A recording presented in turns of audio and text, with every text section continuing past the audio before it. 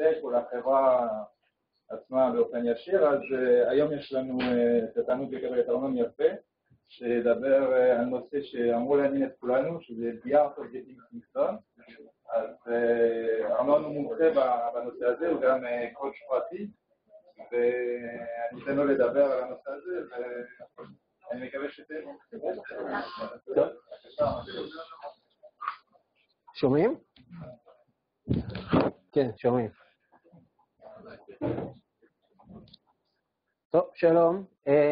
אז כמו שהציגו אותי, אני ארנון יפה. אני באתי לדבר בפניכם, להסב את תשומת לבכם לחיים שלכם, לחוויית החיים שלכם, להתבונן ממה חוויית חיים מורכבת, וגם לתת לכם כלים להתבוננות הזאת, להתבונן בחיים ולהבין ממה עשויה חוויית החיים שלנו.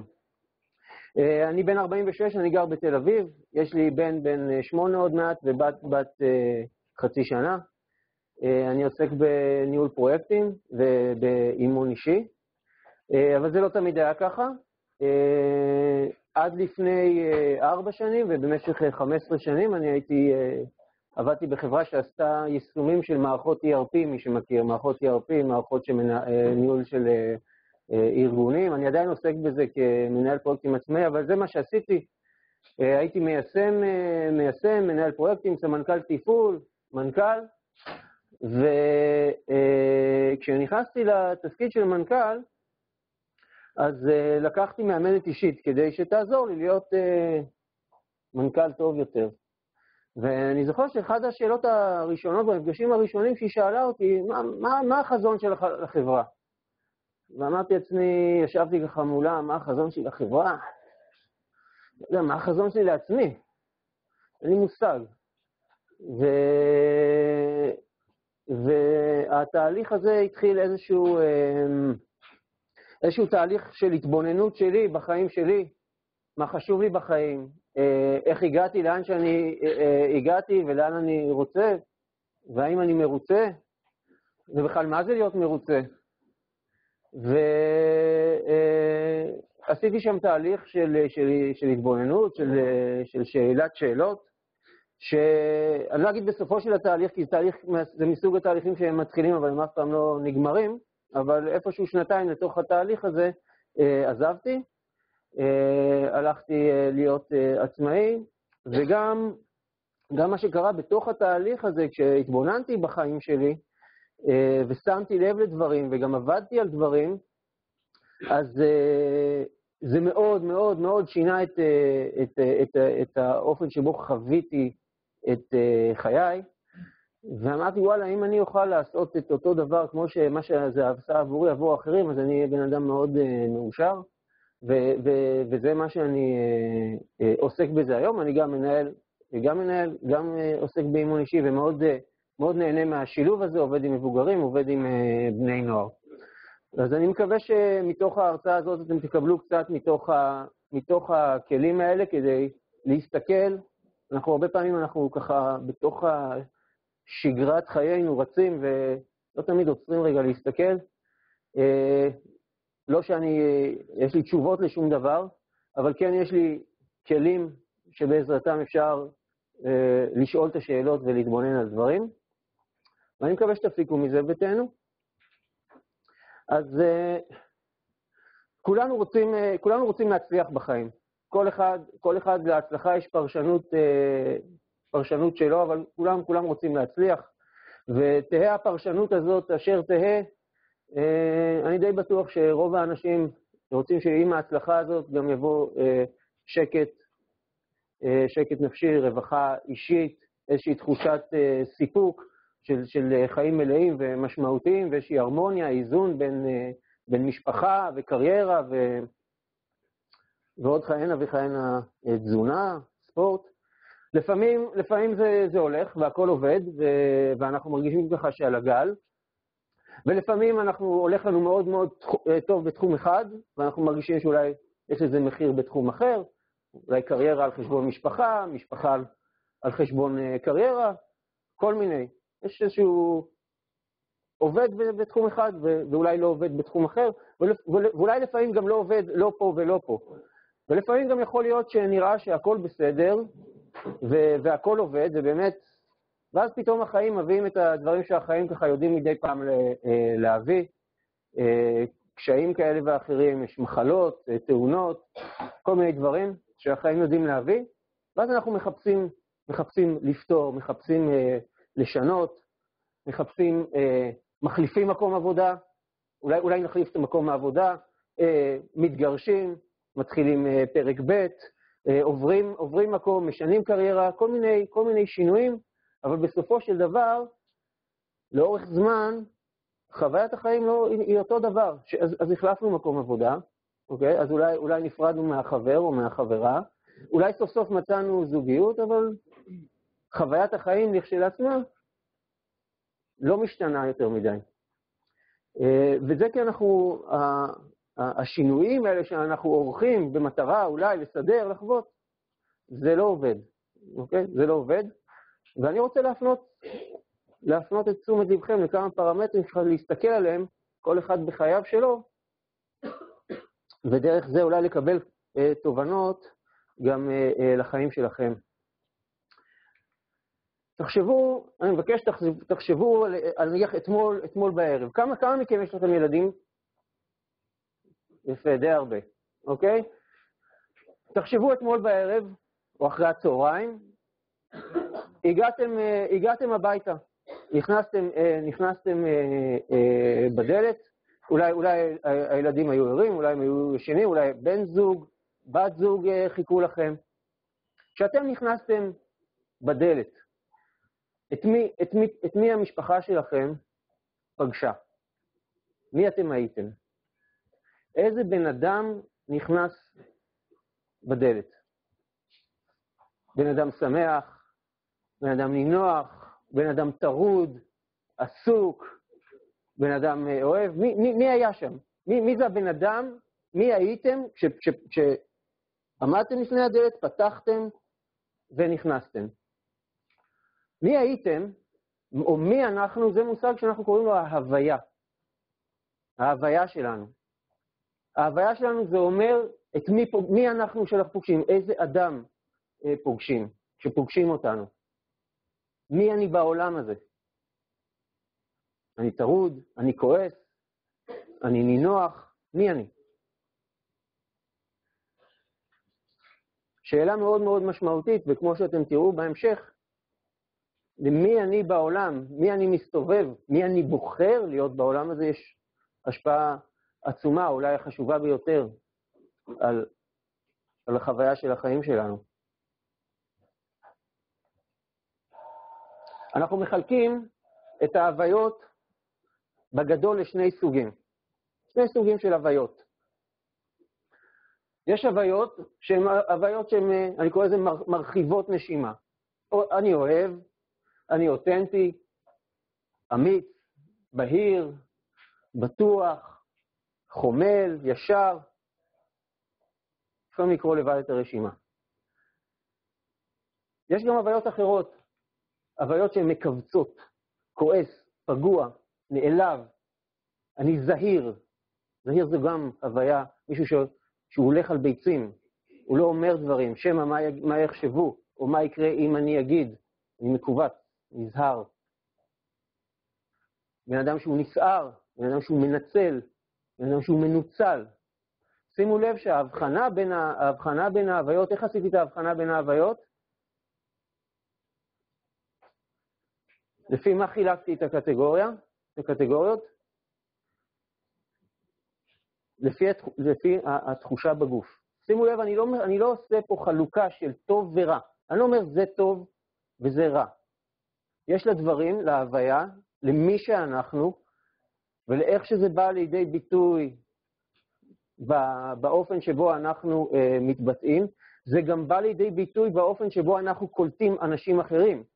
כשאנחנו נמצאים ליד מישהו שהוא כועס, או מישהו שהוא דורס, או שאנחנו ליד מישהו שהוא מסכן, או שאנחנו בעצמנו מסכנים, יש לזה ביטוי בגוף. יש איזו תחושה ספציפית בגוף. תבדקו על עצמכם. אנחנו יצורים חיים, אנחנו יצורים חשים, כולם יודעים שגוף ונפש יש ביניהם קשר, והקשר הוא דרך התחושות שיש לנו בגוף. וחלק מההוויות הן הוויות שהן מרחיבות את הנשימה, שהן יוצרות הרפיה בגוף, שהן מייצרות איזושהי נינוחות בגוף, וההוויות האחרות, הפחות נעימות, יוצרות התכווצות. מישהו אולי מכם מרגיש רגיל, יש פרפרים בבטן, קיבוץ בלסתות, שוחקים שיניים, מתח בידיים. לכן אני אעשה את החלוקה הזאת לדברים שהם מרחיבים את הגוף, וכאלה שהם מכווצים. אוקיי? אז גם תחשבו על אותו אדם, מי שהייתם, כשנכנס הביתה, מה היה שם? איזה הוויה הייתה שם? מי הייתם? את מי הילד או הילדה פגשו? ומה היה בגוף?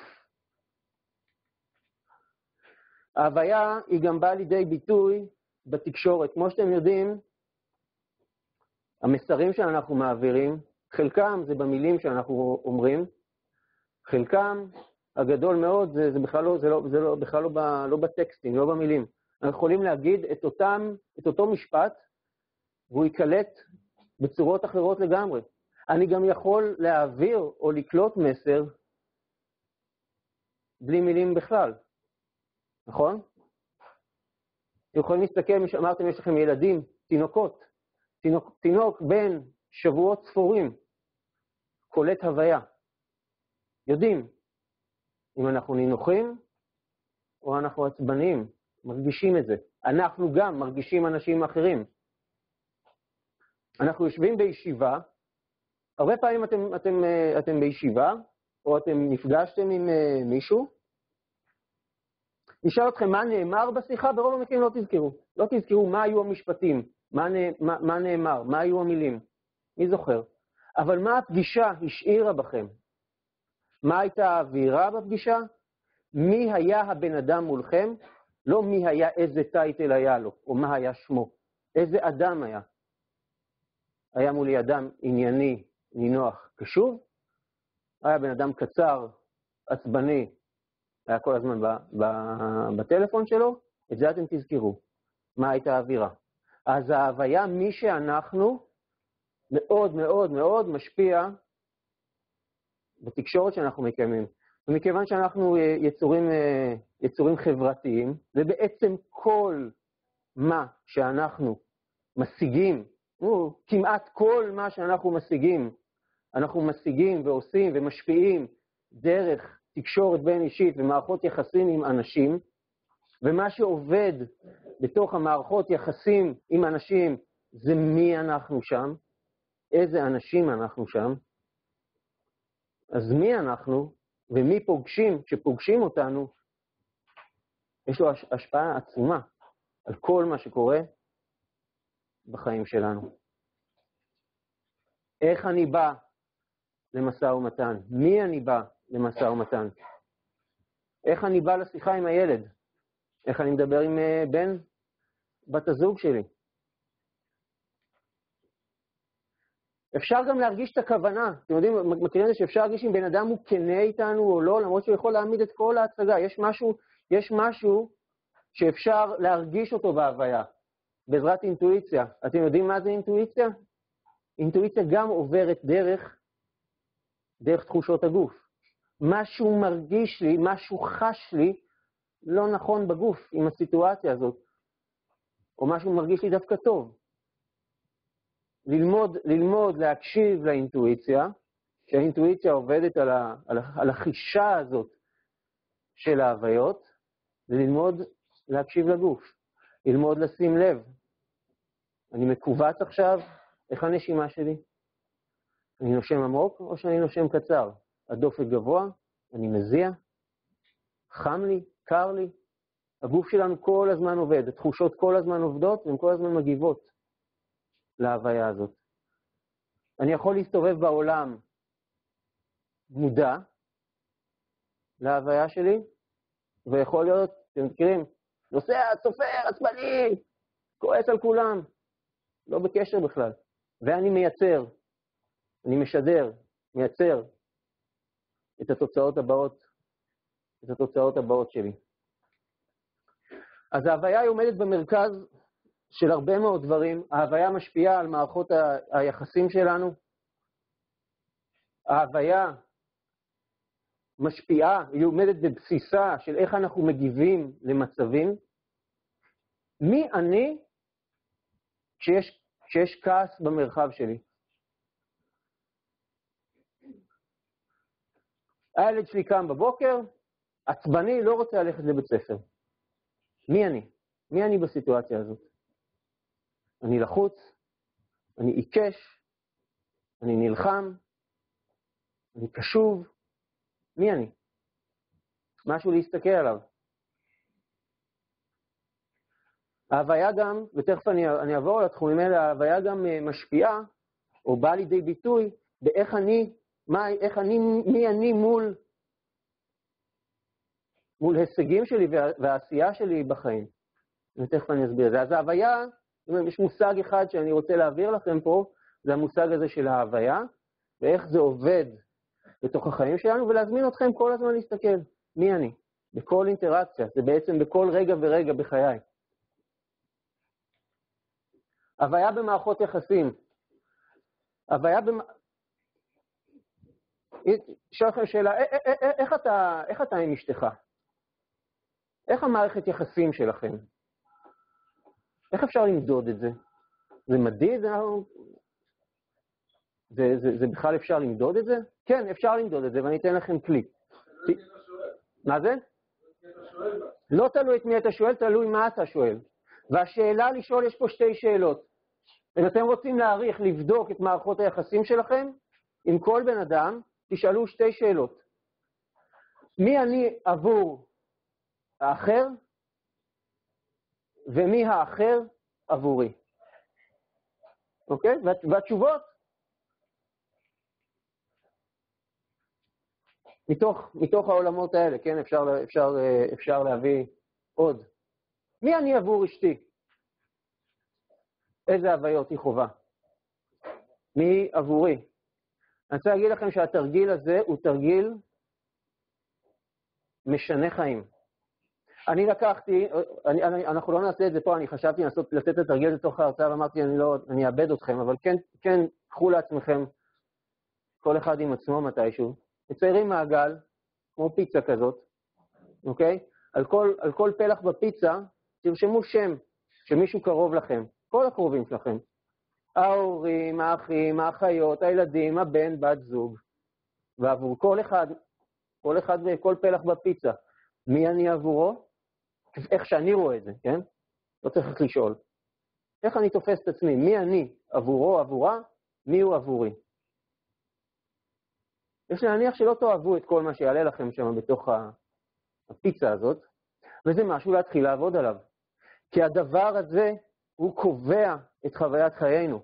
מערכות יחסים שבהם אני מרגיש טוב, שההוויות שהן עובדות שם, הן הוויות שהן מרחיבות נשימה, זה מקומות שאני מרגיש טוב בהם, שאני מרגיש בהם בבית, שהם מביאים לי אנרגיה. המערכות היחסים שמאופיינות על ידי ההוויות האלה, אלה המקומות שמחלים את האנרגיה שלנו. מחלים את האנרגיה, מוציאים לנו את הטעם. עכשיו, יש אנשים שחושבים שיש הפרדה. אז בעבודה אני ככה, אבל בבית אני אחר. לא. מי שאנחנו, זה מי שאנחנו, זה מי שאנחנו. הבן אדם שנכנס לפה בדלת, אחרי זה הולך הביתה, זה אותו אדם שנכנס בדלת בבית, זה אותו אדם שנכנס בסוף שבוע שהוא בא אצל ההורים, זה אותו דבר. אנחנו יכולים לשים מסכות, אנחנו יכולים לנסות, אנחנו יכולים לקוות. יש מקומות שהם מאתגרים אותנו יותר. לפעמים בדרך כלל בבית, עם בת זוג, בן זוג, ילדים, יותר קשה להיות רגוע, מאשר בעבודה, כשהדברים קצת יותר רחוקים מאיתנו. אבל בבסיס של הבסיס, מי שאנחנו הולך איתנו לכל מקום. אוקיי? אז אני מזמין אתכם להסתכל במערכות יחסים הקרובות, באנשים החשובים לכם, מי אתם עבורם ומי הם עבורכם, וכמובן שהתשובות יהיו שונות מול כל אדם ואדם. ואיפה שאני לא אוהב את מה שעלה לי בפיצה, זה מקום לעבוד. ולמה לעבוד? כי אנחנו לא יודעים מתי זה ייגמר, אוקיי? נדחה למחר. מחר לא תמיד מגיע. אוקיי? יתרה מזאת, איך שאני רואה את האחר, זה יהיה בדרך כלל בתגובה למי שאני. אוקיי? אם אני ביקורתי, מה אני אפגוש מולי? מה? מתגונן, נכון? אדם ביקורתי יפגוש מולו אנשים מתגוננים. ומה הוא יגיד עליהם? הם מתגוננים, נכון? הם. מעניין שאחרים יפגשו את אותם אנשים אחרת לגמרי. כי המתגונן מגיב אליי, לביקורתי שבי, אני מביא ביקורת, אני אקבל. חופר זה הרבה פעמים מופיע ביחסי הורים-ילדים. ההורה החופר, מה הוא פוגש? נחפר, נכון. נחפר, מסתגר, מתעלם, עודף. הילד החופר, את מי הוא פוגש? את האבא המתעלם. נכון, נכון, בדיוק. אני אגיד לכם עוד דבר, תכף נגיע לעניין הזה, לא, אני אגיד את זה עכשיו שאני לא אשכח. במערכות יחסים היררכיות, שזה הורים ילדים, מנהל כפיף, האחריות על ההורה, על המנהל, אוקיי? קשה לי מאוד להיות אחר ולשנות משהו כאשר ההורה, זאת אומרת, אם הילד, נגיד לילד, בוא אל תהיה מתעלם, אז האבא יפסיק להיות חופר, לא. אוקיי? הקשוב מה יפגוש?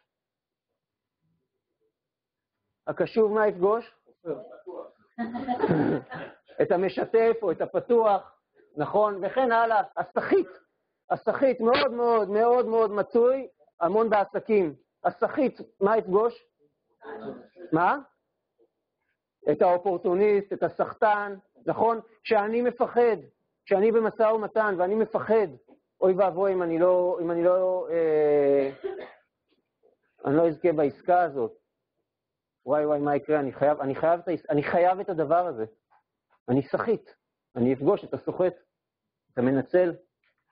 הנינוח והענייני, יפגוש את הנינוח והענייני, והכועס יפגוש את הכועס, נכון?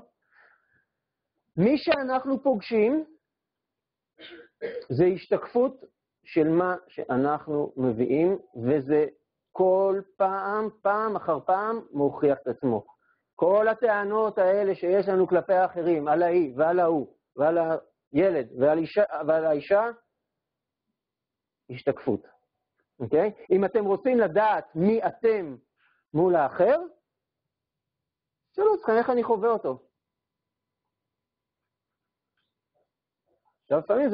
לפעמים אנחנו, איך אומר בשיר של אריאל זילבר, אני חושב על זה ואחר כך שוכח, ככה זה בחיים, לא נעים, מעבירים את זה הלאה, אבל כשעושים עבודה רצינית אז המראה לא זזה ואנחנו מסתכלים ואפשר גם לעשות שם עבודה. אז זה, אנחנו קוראים לזה הריקוד ההווייתי, ובריקוד ההווייתי לא צריך שתיים לטנגו. מה שאני מביא זה מה שאני אפגוש מולי. אוקיי? לגבי הישגים, עשייה והישגים.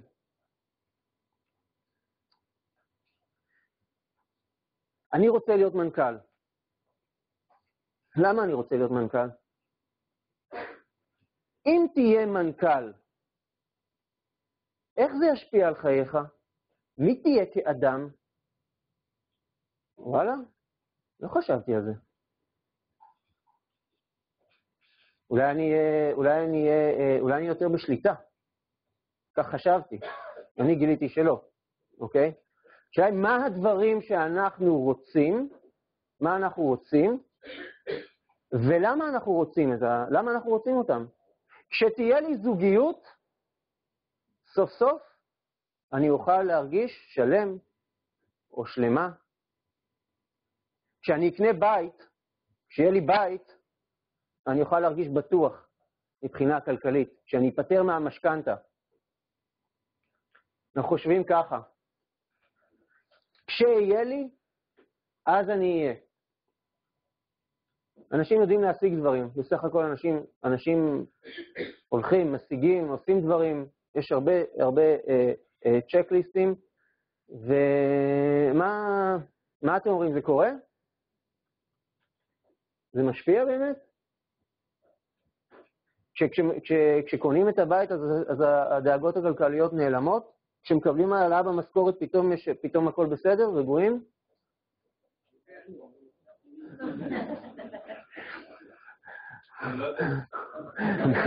יפה מאוד, אני לא יודע, תשובה מעולה. הרבה פעמים, שואל אותך, מאיפה אתה יודע שכן?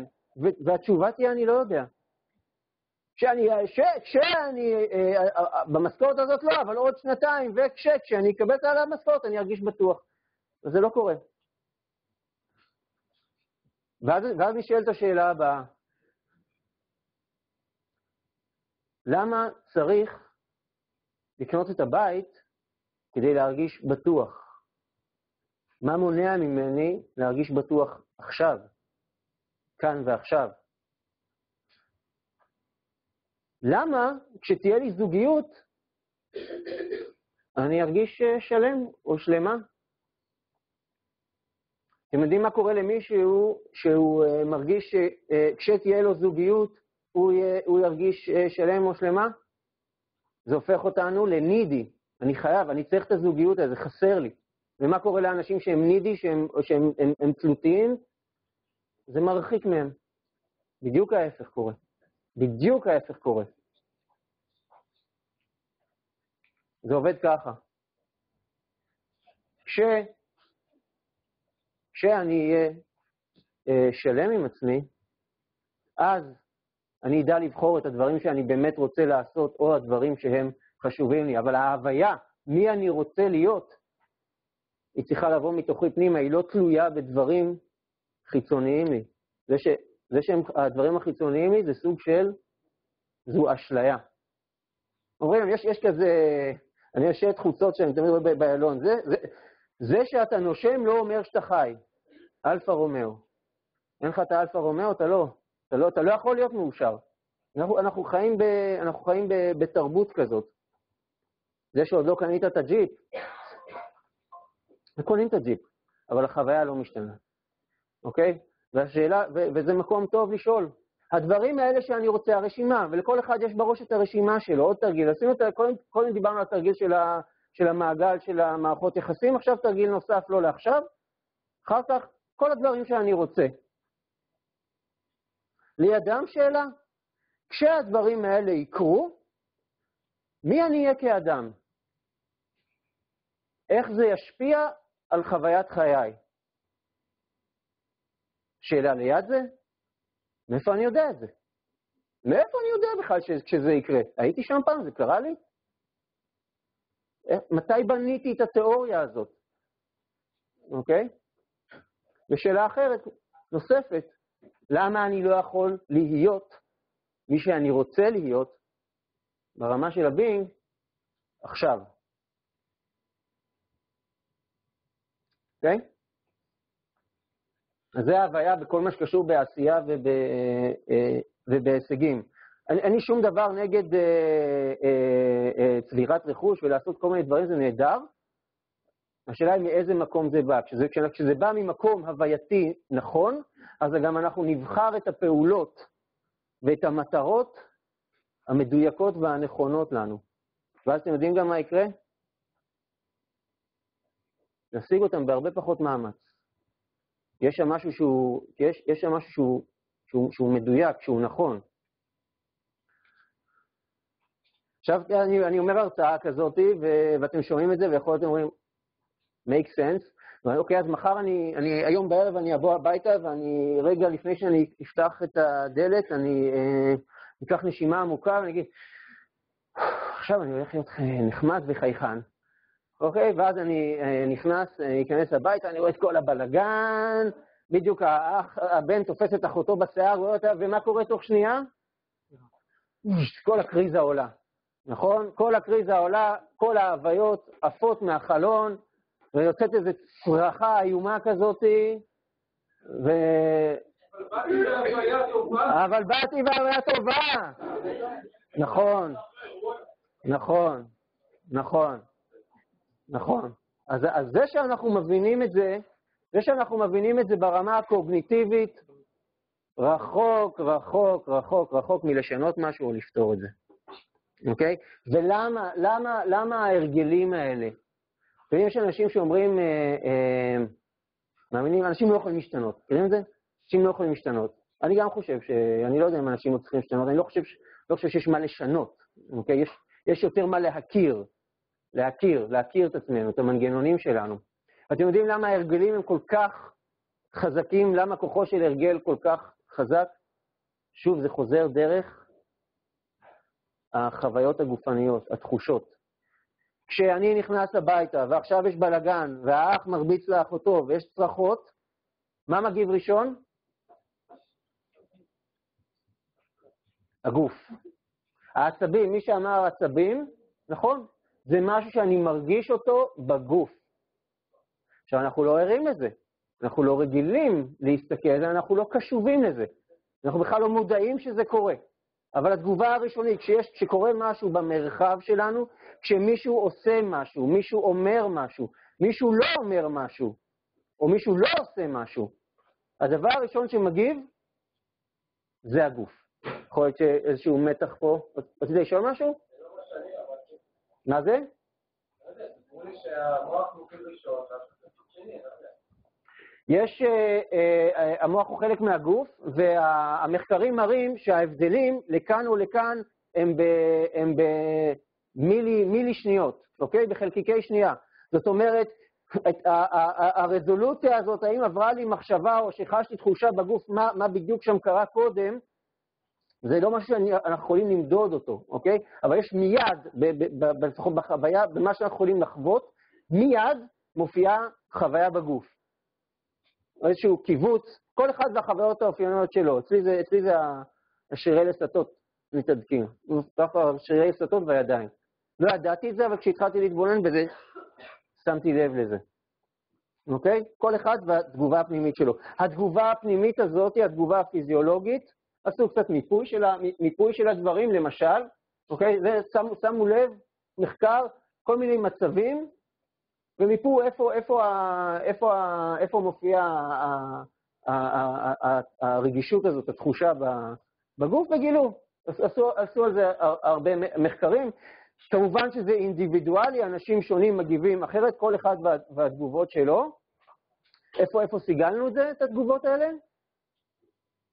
מתי הגוף שלנו למד להגיב למצבים בצורות כאלה? מישהו יודע? מתי זה קרה? לפני מזמן. רוב התגובות האלה, שהן בעצם, הם בסופו של דבר הופכים להתניות שלנו, אנחנו מפתחים בגיל שבין 0 ל-7. אוקיי? עוד סט שלם של בין 7 ל-14. מי שמכיר את החינוך האנתרופוסופי, מאוד מבוסס על החלוקה הזאת, 0 עד 7, 7 ו-14, ועוד קצת מפתחים תפיסות עולם עד גיל 21, ומשם, פחות או יותר מגיל 21, מה אנחנו עושים? ממחזרים.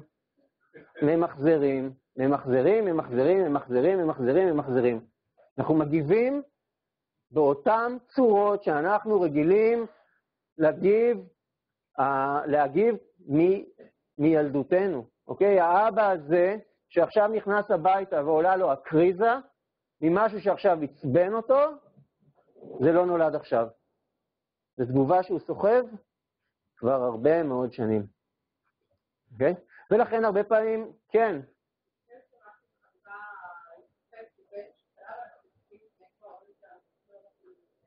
זה גם. אני אקח ממה שאת אמרת, אנחנו מתנהגים כמו שלא רצינו להתנהג, אוקיי? נכון?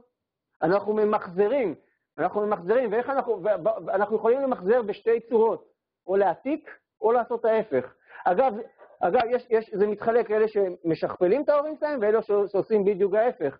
בשתי הצורות, מה נקודת הייחוס? ההורים, הבית שבו גדלנו, נכון? ההורים או מבוגר, הסביבה שעיצבה אותנו בגיל צעיר, היא זו שאנחנו משחזרים יום, שעה, בעבודה, בכל מקום. אוקיי? וזה טבוע בתוך תחושות בגוף שמפעילות אותנו, וכשאני צועק על הילד, מה אני עושה? למה אני צועק? למה אני מוציא צרחה כזאת? אמרו פה מוריד סתירה. למה? מה? זה לא בשליטה, אתה צועק כי אתה מרגיש צורך, זה הגוף שלך עושה את זה. נכון מאוד. אתה צועק כי עכשיו לוחץ לך פה, או לוחץ לך כאן, וכשאתה משחרר צעקה, אתה מרגיש שאתה הפסקת את החוויה, את העקה הלא נעימה הזאת בגוף. יש חוויה גופנית לא נעימה, ושאני צורח, או אני מוריד איזה כפה, אני מרגיש שהשתחררתי מהחוויה הגופנית, אני מרגיש שליטה, השבתי לעצמי את השליטה, כי מה קרה באותו רגע? איבדתי שליטה, הגוף שלי השתלט על העניינים, נכון? ומה גרמתי?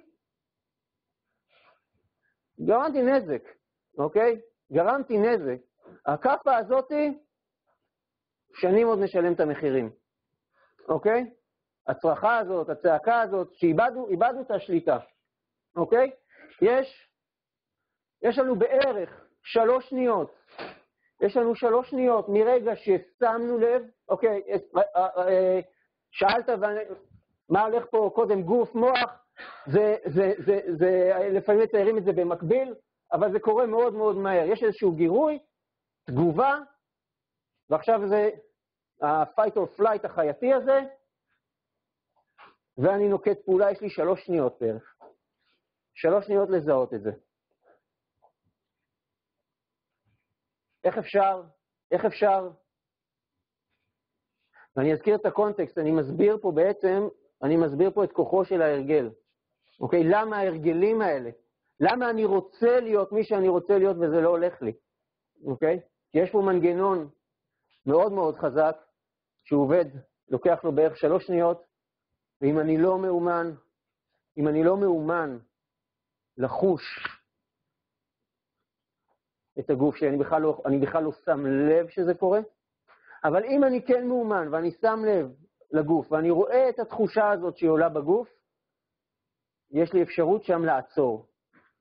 וברגע שעצרתי, מה עשיתי? הפסקתי את האוטומט. דבר ראשון, הפסקתי את האוטומט. הצעקה לא תצא, הכפה לא תרד. אוקיי? הפסקתי את האוטומט, זה פותח עכשיו אפשרויות אחרות. נכון? יצרתי לעצמי את החופש. עכשיו, איך עושים? זה משהו ללמוד אותו, להתאמן עליו, לפתח אותו. מה זה responsibility? המילה באנגלית responsibility. היכולת שלי להיות אחראי לתגובות שלי. בן אדם שיש לו שליטה בתגובותיו. בן אדם שיש לו שליטה בתגובותיו, זה בן אדם שהוא בעל הבית של הגוף שלו, של התחושות שלו, של הנשימה שלו. בלי זה, כמו שאמר הבחור שם, זה לא בשליטתנו. אני רוצה שתדעו שזה לגמרי, זה לא בשליטתכם, או מי כן ומי לא, אבל זה לגמרי באחריותנו. אוקיי? כמובן ששום בית משפט לא יקבל את זה שאני הכיתי את הבן שלי, כי זה לא היה בשליטתי, נכון? זה יכול להיות בשליטתי, זה באחריות, אגב, זה באחריותנו, בין אם אני מכיר בזה או לא מכיר בזה, זה באחריותנו. האם יש לי משהו לעשות עם זה? כן. אוקיי? זה את האחריות הזאת אפשר לפתח. אני אצטט פה, ואנחנו תכף מסיימים מוויקטור פרנקל, מכירים את ויקטור פרנקל? הוא הבן אדם שכתב את הספר האדם מחפש משמעות. ויקטור פרנקל הוא עבר את מחנות ההשמדה, והוא פיתח עולם שלם בפסיכולוגיה. Between stimulus, בין הגירוי and the response והתגובה, there is a space. 3 שניות האלה. In that space is our power to choose our response. אם אנחנו יכולים למצוא את הרווח הזה, אנחנו יכולים לעצור, ויש לנו שם בחירה. In our response lies our growth and our freedom. היכולת להיות בן אדם חופשי, היכולת להיות בן אדם שיושב מול הפיצה, ורואה מי הוא בחייו, ואיך נראות המערכות יחסים שלו, אוקיי? היכולת שלו להסתכל מה הוא רוצה בחיים, ולמה הוא רוצה, ולחולל מפנה שמה, עוברת דרך יכולת החישה, דרך הנשימה, דרך התשומת לב. דבר אחרון שאני רוצה לצטט מוויקטור פרנקל, בעצם הוא היה בתנאים הכי קשים שאפשר, בתוך מחנות ההשמדה, שם שרד, ובכל זאת הוא מתאר את עצמו כבן אדם שהיה יותר חופשי משובב. ומה שהוא אומר, לא תמיד יש לנו שליטה, אתם יודעים, יש לנו שליטה מסוימת על חיינו, על נסיבות חיינו, לא תמיד יש לנו. יצאנו החוצה, נסענו, פתאום קרתה תאונה. היה בשליטתנו? לא. אתם יודעים, יש כאלה שיגידו כן, יש כאלה שיגידו לא, רצינו את זה, זימנו את זה, לא יודע. מה שקורה, קורה. אבל לא משנה מה קורה, יש לנו את החופש לבחור מי אנחנו רוצים להיות אל מול הדבר הזה שקרה.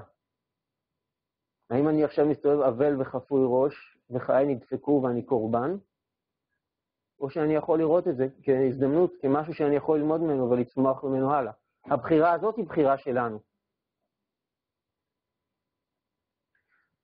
זה מה שרציתי לספר לכם, זה ההוויה. מי אנחנו כשאנחנו נכנסים הביתה? מי אנחנו במערכות יחסים שלנו? למה אנחנו רוצים את מה שאנחנו רוצים? איך זה ישפיע על חיינו?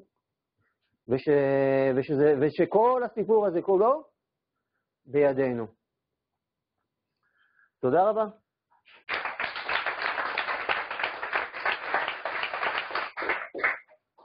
אם יש זמן שאלות או מישהו רוצה, אז אני סיימתי. שואלתי פה, גם שאלת עם הגוף. צבעים שבכל... כן. מה? מה שאלה? זה מדעי? כן, מחקר. אתה מכיר את זה שעושים MRI ורואים פעילות עצבית בתוך המוח? אז תעשו כזה על הגוף, לראות איפה הפעולות העצביות מתרחשות אצל מדגם גדול של אנשים, ופחות או יותר מיפו את האזורים בגוף שמגיבים להרגשה כזו או אחרת. מה זה? אני חושבת שזה נמצא בספר מבוא פסיכולוגי שלי.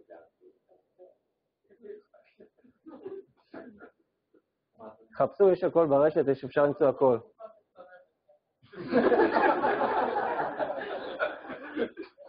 טוב, תודה רבה.